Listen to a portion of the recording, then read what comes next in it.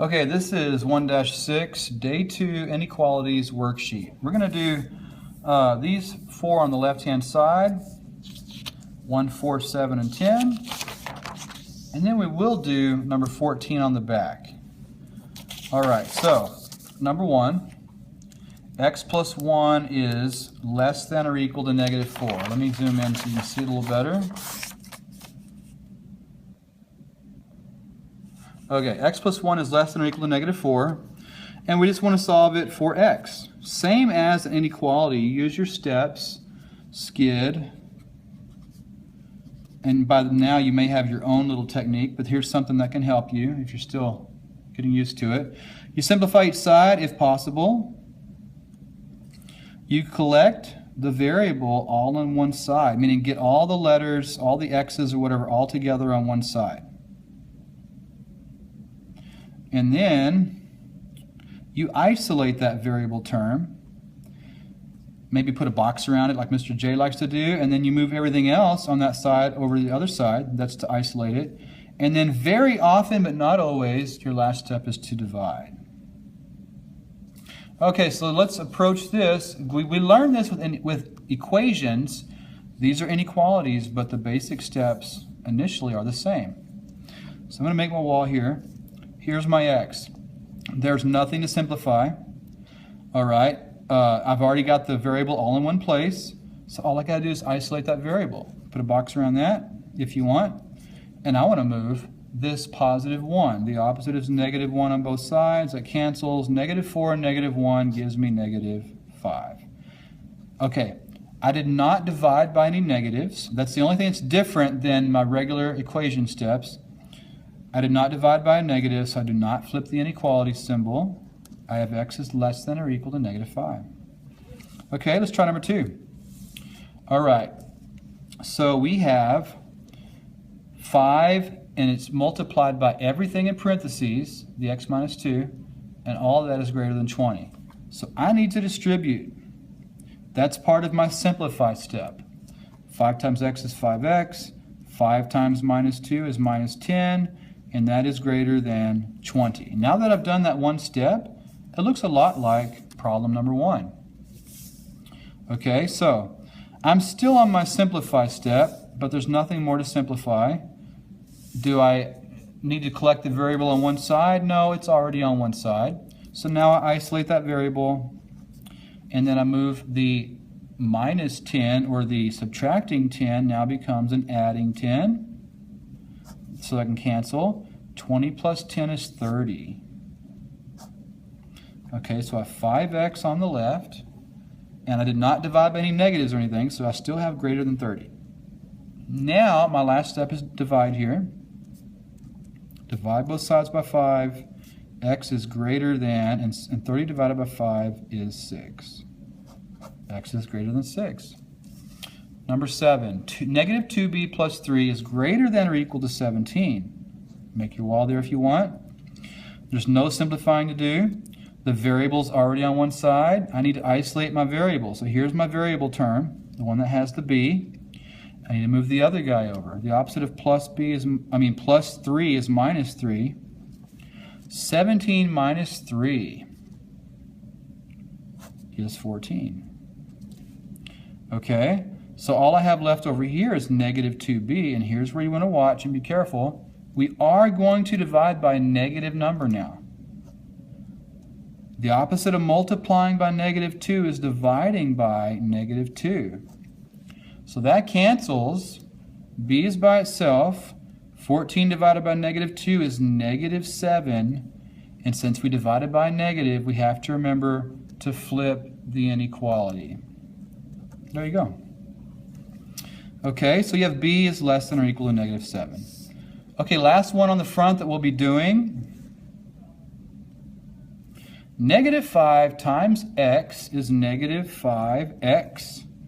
Negative 5 times a negative 3 is positive 15. Negative 5x plus 15 is greater than 25. Okay, make the wall. Okay, we want to isolate the variable term. We got to get rid of the other thing. This adding 15 becomes subtracting 15. We call that opposite math. The official terminology is inverse property. Okay, 25 minus 15 is going to be 10.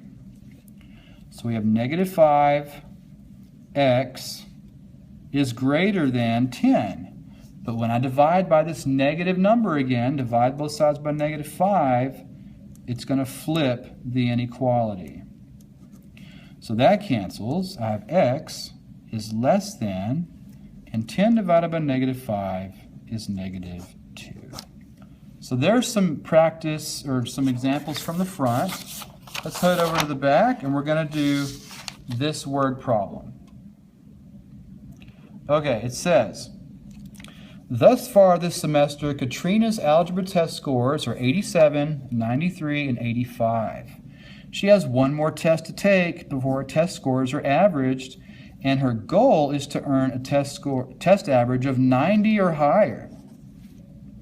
What is the lowest score, and they want us to use the letter S, that Katrina can earn on the 4th test if she is to meet her goal? Okay, let's go into how you make an average of something.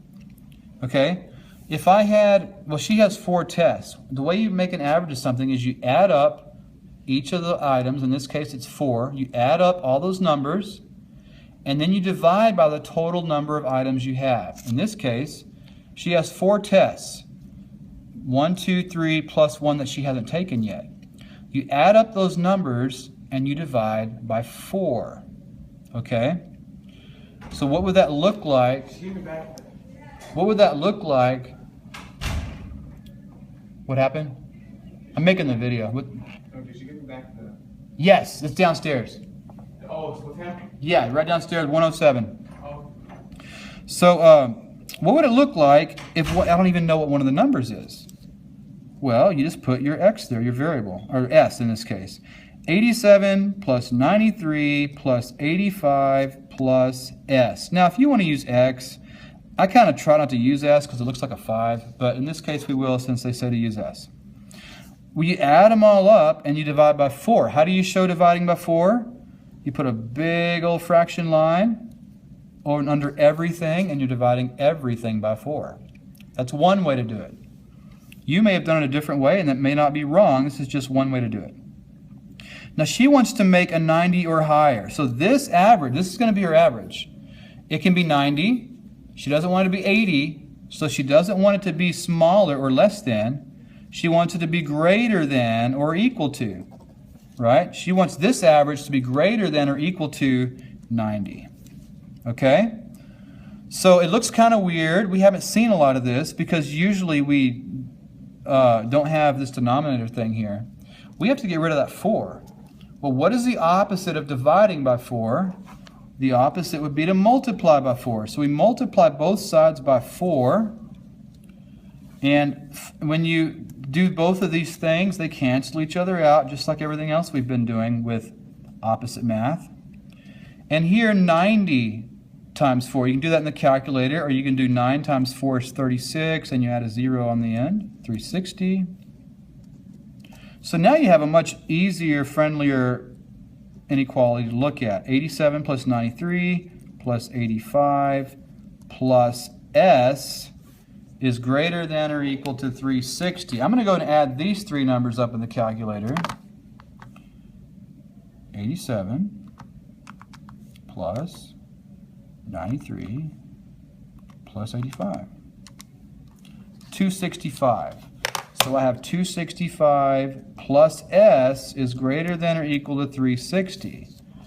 Now we're adding these. Now remember, this plus sign belongs to the s. He's positive. This one's positive. There's no plus sign, but we know because there's no minus sign. Right? There's no negative sign. So the opposite of a positive 265 is a negative. Cancels out. 360 minus 265 gives you 95.